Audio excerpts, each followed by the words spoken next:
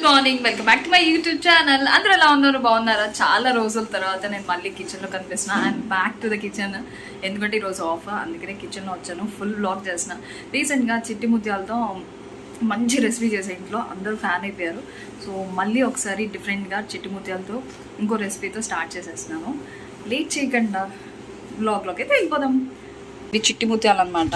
Packet వస్తుంది, నేను చూపిస్తాను. ఇలా ఉంటాయి, చిన్న చిన్నగా ఉంటాయి. సో 1 hour సోక్ చేసుకుని ఉంచాలి వాటర్లో, వాష్ చేసేసి. సో అదైతే పెట్టేసాను. వెజిటబుల్స్ ఏదన్నా వేసుకోవచ్చు, ఉన్న వెజిటబుల్స్ ఎన్నన్నా వేసుకోవచ్చు. ఇది వెజిటబుల్తో చేస్తున్నాను కాబట్టి.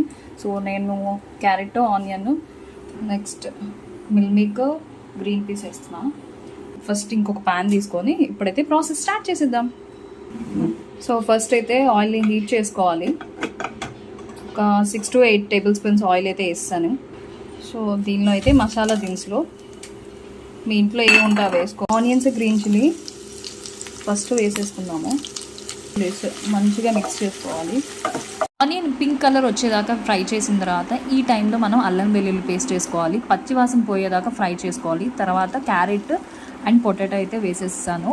ఇప్పుడు కొంచెం అంత సాల్ట్ వేసుకొని మూత పెట్టేసుకుంటే త్వరగా మగ్గిపోతాయి.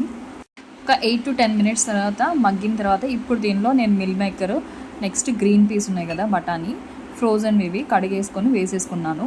ఇవి కూడా మిక్స్ చేసుకున్న తర్వాత ఇప్పుడైతే దీనిలో తగినంత ఉప్పు, కారం అయితే వేసుకుందాము.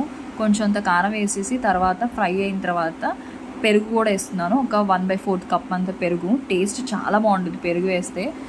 దాని తర్వాత ఒక 2-3 minutes తర్వాత కొత్తిమీర కట్ చేసుకొని తగినంత వేసుకోండి.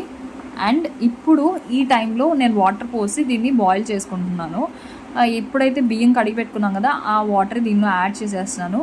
బాయిలింగ్కి వచ్చిన తర్వాత నెక్స్ట్ ప్రాసెస్ చేస్తాను. ఇది బాయిలింగ్ అయ్యేలోపు నేను జీడిపప్పు ఫ్రై చేయడం మర్చిపోయాను అనమాట. సో ఆ పక్కన ఫ్రై చేసుకున్న తర్వాత రియలైజ్ అయింది ఏంటంటే దానిలో సరిపోదు రైస్ వేస్తే కుక్ అయ్యి, సరే అని చెప్పి గిన్నె మార్చి ఇప్పుడు రైస్ కూడా వేసేసాను నేను. దీనిలో మూత పెట్టేసేసి ఒక 10 minutes మీడియం ఫ్లేమ్లో ఉంచాలి. ఆ తర్వాత ఒక్కసారి ఓపెన్ చేసి చూసుకోవచ్చు. ఇప్పుడు దీని మీద కరెక్ట్ ఈక్వల్ సైజ్ మూత పెట్టాలి. గ్యాప్స్ లేకుండా, బరువు ఏదైనా పెట్టుకోవచ్చు. గ్యాప్ లేకుండా పెట్టేసి ఒక 10 minutes తర్వాత ఇలా ఓపెన్ చేసి ఇలా కుక్ అయింది. ఒక కొంచెం లైట్గా వాటర్ ఉన్నాయి. ఆ తర్వాత కట్టేసేసి వేడి నా చిట్టి ముత్యాలు బిర్యానీ అయితే, వెజ్ బిర్యానీ రెడీ అయిపోయింది. If you like this video, like, share and subscribe to my channel. See in the next video. Thank you for watching. Bye.